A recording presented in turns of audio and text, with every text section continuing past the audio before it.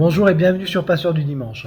On est le deuxième dimanche après Pâques et aujourd'hui c'est l'évangile de Luc que nous sommes invités à méditer au chapitre 24, juste après l'apparition à Emmaüs.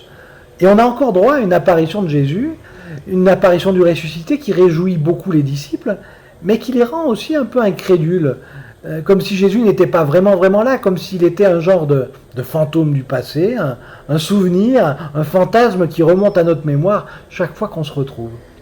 Et c'est vrai que peut-être certains se disent que le temps de l'incarnation, le temps de la parole qui se fait chair, qui prend corps, eh bien ce temps-là s'est refermé après la résurrection. La parole n'aurait pris chair et corps qu'une trentaine d'années dans l'histoire de l'humanité, comme une courte parenthèse nommée Jésus, qui commence à l'Annonciation et qui se terminerait à la résurrection. Eh bien l'évangile aujourd'hui vient torpiller cette thèse que l'incarnation ne serait qu'une parenthèse.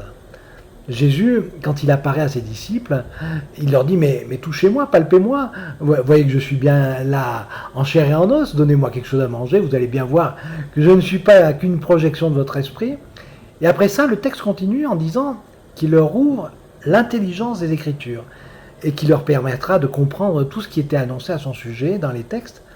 Et puis le texte s'achève en leur disant « Attendez la puissance d'en haut qui va venir vous visiter et qui fera de vous des témoins. » En fait, il me semble que Jésus ne cesse de leur dire et de tout dire que le temps de l'incarnation n'est pas achevé, qu'il continue.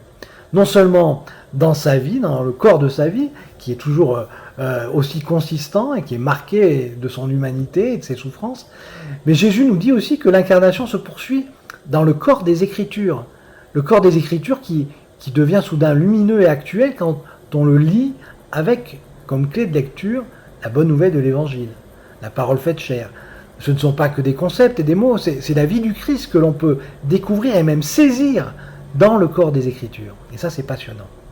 Et puis enfin, il y a le corps collectif des disciples que Dieu va visiter de son esprit à Pentecôte et qui va encore poursuivre, encore et toujours cette dynamique de l'incarnation.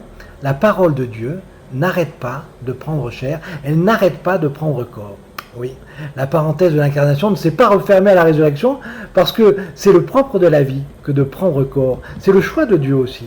Alors pourquoi ne pas le faire nôtre, nous aussi, et choisir la vie ?